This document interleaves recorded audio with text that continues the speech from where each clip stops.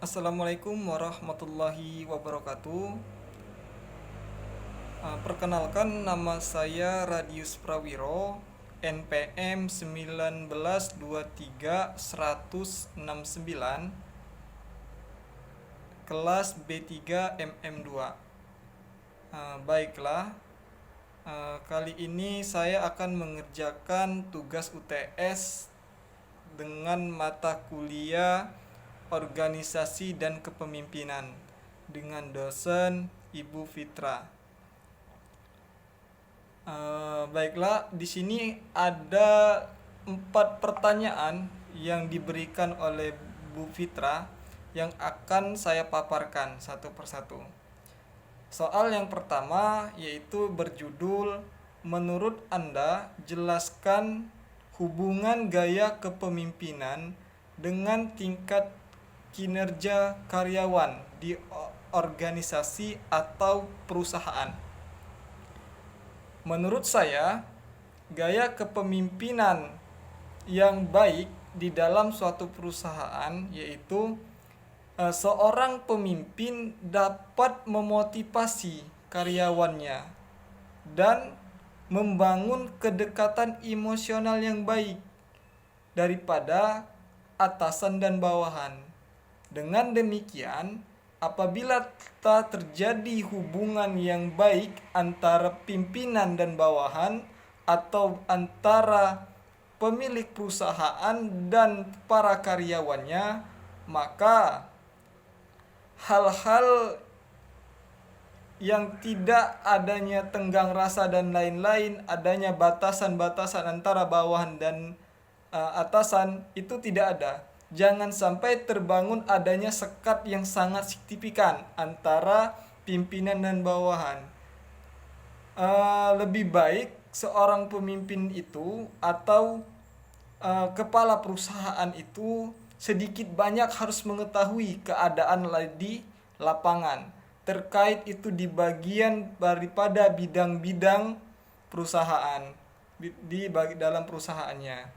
Dengan demikian, kenapa hal itu bisa meningkatkan kinerja daripada perusahaan?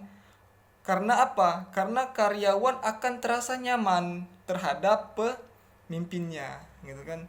Dan juga seringnya harus terjadinya kontak.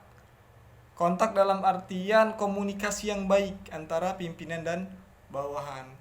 Dan tak kalah penting yaitu controlling, gitu kan, terhadap bawahan-bawahannya, gitu kan. Baik itu di bidang A, B, C dan lain-lain, gitu kan. Semuanya harus berjalan dengan baik. Mungkin itu saja untuk pertanyaan nomor 1, jawaban dari saya. Kemudian yang nomor 2 itu soalnya, menurut Anda jelaskan hubungan organisasi dengan kepemimpinan. Nah, ini menurut saya hubungan antara organisasi dan kepemimpinan itu sangat berkaitan. Apabila organisasi itu akan tetap berjalan, harus adanya pemimpin yang kompeten, pemimpin yang baik. Agar apa? Agar di suatu organisasi atau perusahaan itu dapat berjalan dengan baik ke depannya. Yang tidak lain, dalam perusahaan atau dalam organisasi itu agar tetap berjalan, sehingganya harus adanya kerjasama yang baik antara pemimpin dan organisasi yang dipimpinnya. Agar apa? Agar keberlangsungan suatu organisasi itu dapat berjalan dengan baik ke depannya, gitu kan. Dan juga organisasi akan tetap berjalan apabila adanya kerjasama yang baik antara yang dipimpin dan yang memimpin, gitu kan. Tuh, mungkin itu aja hubungan antara daripada soal nomor 2 yaitu hubungan organisasi dengan kepemimpinan, yaitu adanya terikatan yang baik, gitu kan, yang signifikan agar hubungan pemimpin dan organisasi yang dipimpinnya itu dapat berjalan dengan baik. Kemudian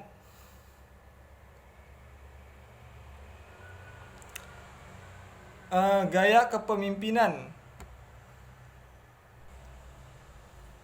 Baiklah. Kemudian soal yang ketiga, yaitu saya akan menjawab pertanyaan nomor 3.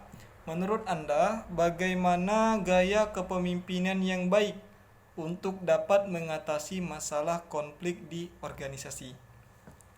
Menurut saya, gaya kepemimpinan yang baik dalam mengatasi suatu permasalahan atau konflik di dalam suatu organisasi, yaitu dengan gaya kepemimpinan afiliatif. Karena apa? Di dalam gaya kepemimpinan afiliatif ini, seorang pemimpin itu mengutarakan atau memberikan kesempatan kepada bawahan-bawahannya untuk memberikan pendapat-pendapat, saran-saran, serta ide-ide. Yang mana seorang pemimpin ini berusaha nih membangun suatu kerjasama yang baik, komunikasi yang baik gitu kan. Dan juga seorang pemimpin dengan gaya kepemimpinan afiliatif ini, dia lebih cenderung mengutamakan pendapat-pendapat karyawan. Dalam proses menyelesaikan masalah pun, sang pimpinan juga mampu memberikan motivasi dan memberikan semangat gitu kan terhadap para timnya gitu kan, serta menyelesaikan konflik-konflik antar tim yang ada dengan cara yang baik gitu kan. Kemudian seorang pimpinan alangkah lebih baiknya gitu kan menerapkan gaya kepemimpinan seperti gaya kepemimpinan afiliatif ini, karena di sini dengan metode ini dapat mempererat itu kan hubungan antar tim dan juga hubungan antara bawahan dan atasan. Karena apa? Sering terjadinya komunikasi yang baik, sering bertukar pendapat serta ide-ide gitu kan. Itulah yang diharapkan sebenarnya daripada karyawan gitu kan. Karena karyawan itu nggak mesti dia itu harus ditekan terus dengan target-target dan lain-lain gitu kan. Sebab kenapa? Kalaupun karyawan sering seperti itu, dia bakalan ya stres juga lama-lama, mungkin seperti itu. Itulah harusnya adanya komunikasi yang baik dengan gaya kepemimpinan yang pas di hati daripada karyawannya gitu kan. Kemudian saya akan menjawab pertanyaan yang terakhir, yaitu nomor 4 yaitu pertanyaannya, menurut Anda bagaimana cara berkomunikasi yang baik oleh seorang pemimpin kepada bawahannya dapat menyatukan persepsi dalam rangka meningkatkan kinerja bersama. Yang pertama saya akan menyampaikan beberapa hal. Yang pertama yaitu seorang pemimpin itu pada saat berbicara atau berkomunikasi kepada karyawannya itu jangan sampai menimbulkan atau memunculkan suatu kata-kata yang mengandung emosi atau emosian. Yang kedua, seorang pimpinan itu harus mengerti pada saat berkomunikasi harus adanya timbal balik gitu kan. Misal ketika karyawan menjelaskan sesuatu, seorang pemimpin itu jangan sibuk sendiri atau mencari atau mencari itu tidak terlalu memperhatikan karyawan sedang berbicara ini. Padahal seorang pemimpin itu membutuhkan suatu informasi daripada karyawan yang bersangkutan. Yang tidak kalah penting, yang kedua itu harus adanya timbal balik antara atasan dan bawahan pada saat berkomunikasi. Umpan balik atau timbal balik. Yang kemudian gitu kan, pada saat dan yang kemudian, yang ketiga itu ketika karyawan memberikan masukan, seorang pemimpin itu harus memberikan suatu yang namanya tinjauan ya. Atau tinjauan itu menelaah kembali masukan daripada karyawan tadi gitu kan. Kemudian pada saat kita berkomunikasi dengan karyawan gitu kan, kita harus memposisikan posisi tubuh kita itu kan secara fisik gitu kan, tatap muka berhadap-hadapan gitu kan, agar kenapa terbangunlah komunikasi dan tidak adanya nantinya suatu kesalahpahaman atau miskomunikasi gitu kan.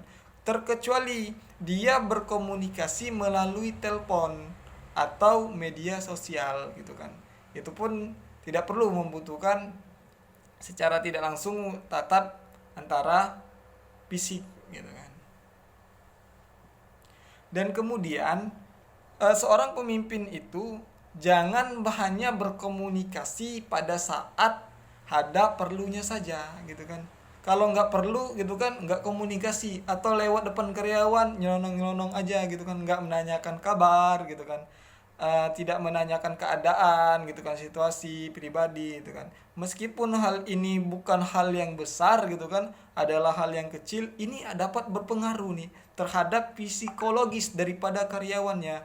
Sebab kenapa berpengaruh terhadap psikologis karyawannya? Di karyawan itu merasa terperhatikan daripada pimpinannya gitu kan. Tuh, bukan sekedar menanyakan target gitu kan, menanyakan pencapaian, menanyakan suatu masalah dan lain-lain, kesalahannya ini dan lain-lain, dan pengecekan-pengecekan lainnya yang berimbas daripada psikologis daripada karyawan ini tertekan gitu kan. Nah, terima kasih. Mungkin itu saja yang bisa saya sampaikan daripada menjawab pertanyaan-pertanyaan gitu kan daripada Bu Pitra gitu kan. Dalam sesi ujian tengah semester ini, mohon maaf Bu apabila ada kata-kata yang kurang berkenan atau jawaban yang kurang pas dalam menjawab soal-soal Ibu ini gitu kan. Sekali lagi saya mohon maaf gitu kan apabila ada terdapat kebenaran daripada jawaban-jawaban saya ini mutlak datang daripada saya dari Allah gitu kan. Karena suatu pengetahuan, suatu ilmu itu adalah bersumber daripada Allah gitu kan. Dan kemudian apabila terdapat banyak kesalahan-kesalahan daripada penyampaian saya ini, saya mohon maaf kepada Allah, saya mohon ampun. Saya akhiri Bu. Wassalamualaikum warahmatullahi wabarakatuh.